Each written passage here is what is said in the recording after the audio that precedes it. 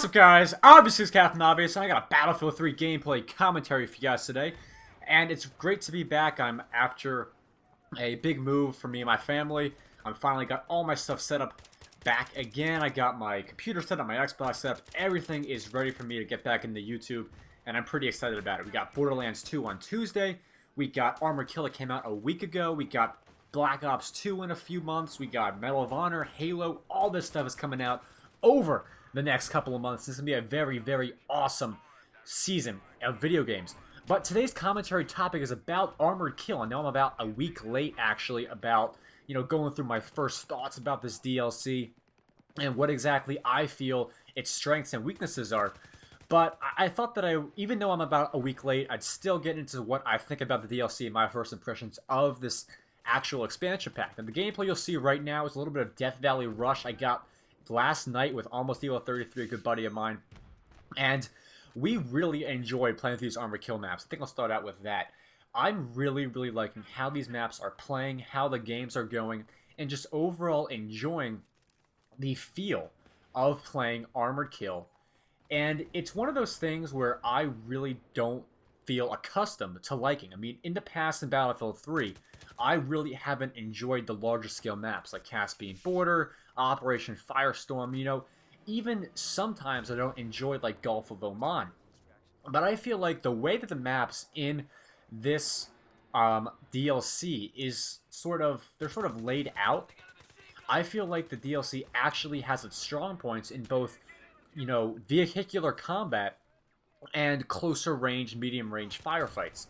I think that in both aspects of Battlefield 3, I think it shines in many different aspects. Now, when you think about Armored Kill, you always have to think about, you got the vehicles, we got the large-scale maps, but from my experiences thus far, I really don't feel like I'm experiencing as much walking and as much, lapses between combat as I would on other maps in vanilla Battlefield 3.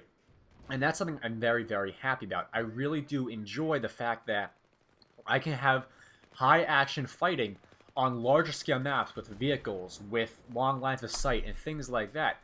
Some of those aspects of Battlefield 3 you don't just experience on those larger maps in vanilla game.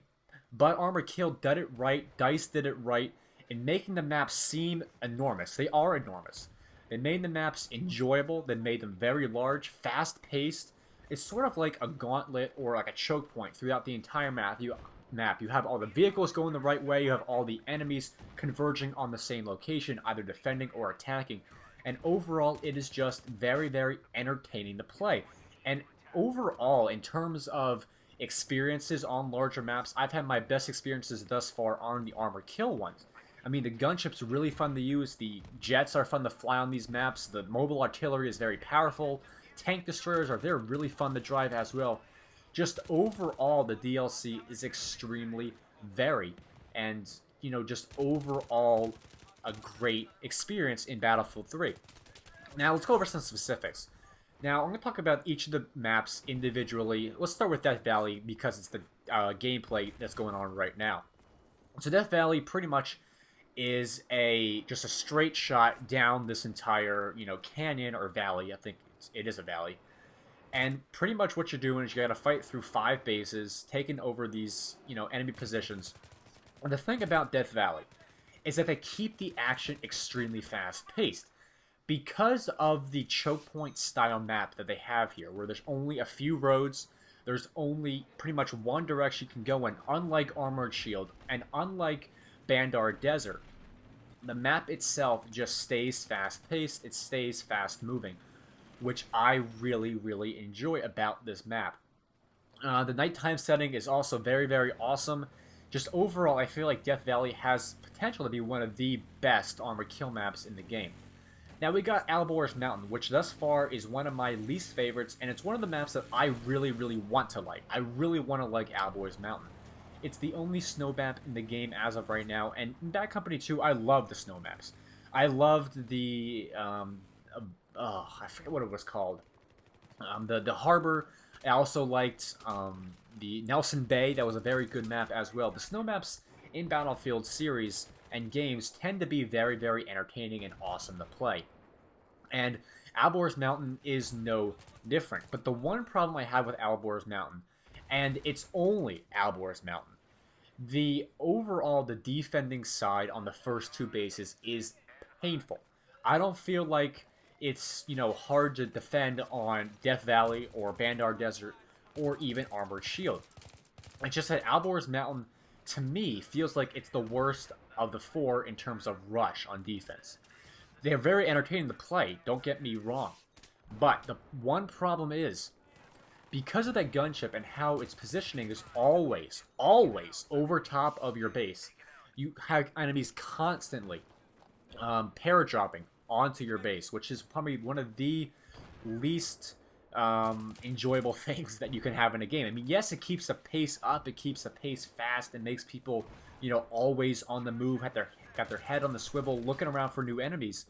But the one problem is, you always have to watch two different angles. When you're defending, you always want to be focusing on the main entrance. You always want to be focusing on the one path that you think the enemies will be coming from. But when they're spawning in above you and coming on every which way down the sky and onto your base, it is very, very confusing, very, very painful to play, and overall not enjoyable. Conquest, it's fun. I just enjoy the overall atmosphere of Alborz Mountain is very, very awesome. It's very, very entertaining. And I gotta say, it's one of the most beautiful maps in Battlefield 3 thus far. It's really enjoyable to play. And overall, I like it, but Rush has some problems going with it in terms of that AC-130 paradrop. Now, Bandar Desert. Bandar Desert is the biggest Battlefield map thus far, in the entire series. And the thing about Bandar Desert is that there's only, I think there's 4 bases? Yeah, there's 4 bases on it. It goes kind of slowly because of the giant distance between the 2nd, 3rd, and 4th bases. But the one issue I have with Bandar Desert overall is the fact that it feels to me like there's less enemies on that map than there is on Death Valley or Alborz Mountain. And even Armored Shield at that. I just feel like there's less enemies in a group. When you look at Bandar Desert, you feel like it's the most open map, because it is. But the one issue I find with that map is that there's more people waiting for the gunship than any other map, just because of the wide open nature. There's not too many buildings, there's not too many pieces of cover that people can be in that will prevent people from getting kills while in the gunship. I just feel like Bandar Desert is like gunship heaven for some people, because they just want to get in that thing and rain death upon the enemy. That is my only issue with Bandar Desert. Other than that, it is a very, very fun vehicle-based map. You get a lot of stuff on the attacker side. You got a lot of tank destroyers. I think there's a main battle tank there as well. Just overall, I enjoy Bandar Desert, but the one problem, I feel that the AC-130 is a little too tempting for people to be in, and I just feel like it has some work in terms of keeping the enemies closer together at those later bases. And now the final map, Armored Shield, is one of those maps that I just feel like is balanced. It's just a very balanced game. And the way I say that is because when you're on the attacker side, you have a lot of armor. But when you're defending, there's one advantage that you have over the defenders. And that is freedom of movement. At those bases, because they're so big and there's so many buildings you can go inside of, the enemy really has a problem in tracking your position. If you have a lot of AT mines in there, if you have a lot of AT launchers in there, the enemy attacking team has a very, very big problem of getting in those bases and keeping their armor alive. It is very, very difficult to do because of all the angles that can be shot at from while they're in the middle of those smaller towns around the bases. It's one of those things that DICE has a very difficult time of, striving for, keeping the balance between infantry and vehicles. And I feel like Armored Shield really made that happen. I did not have too many problems with Armored Shield. The only issue I had was a couple frame rate drops here and there on the last base. I think I went down to like 20 frames per second, but it's not too bad. It didn't really bother me that much. I just felt like Armored Shield was one of the most balanced armor kill maps in the DLC. But overall, Death Valley is definitely my favorite because it has the high action gameplay and the larger open map mentality. Next is probably Bandar Desert, and then Alborz Mountain. Armored Shield, yes, it's a great map, but I just don't feel like it's anything different that the other 3 maps in this DLC offer to you. It just feels too much like Caspian Border to me. but that's not a bad thing. I just feel like Bandar Desert, Alborz Mountain, and Death Valley have a little more to offer you than Armored Shield does. And by the way, Armored Shield has really great textures on those buildings. I really like how they're red on the exterior and things like that. It's a little bit of a good sidetrack from all the gray and white buildings in the rest of the game. But overall, I give Armored Kill an 8.5 out of 10. I really, really enjoy this DLC. I think I'll be playing it a lot more in the future, a lot more definitely than did Close Quarters and the vanilla large battlefield maps. I really, really enjoyed this DLC. It was very, very entertaining for me. I had fun playing it in a squad, and overall, I enjoyed Armored Kill. Hope you guys did as well. Let me know your thoughts on this DLC in the comment section down below. I'm glad to be back. The armor will be out tomorrow, and then Wednesday I have a Borderlands 2 video for you guys. It's going to be great. Follow me on Twitter. Link is down in the description. And as always, rate, comment, and subscribe, and I'll see you guys later.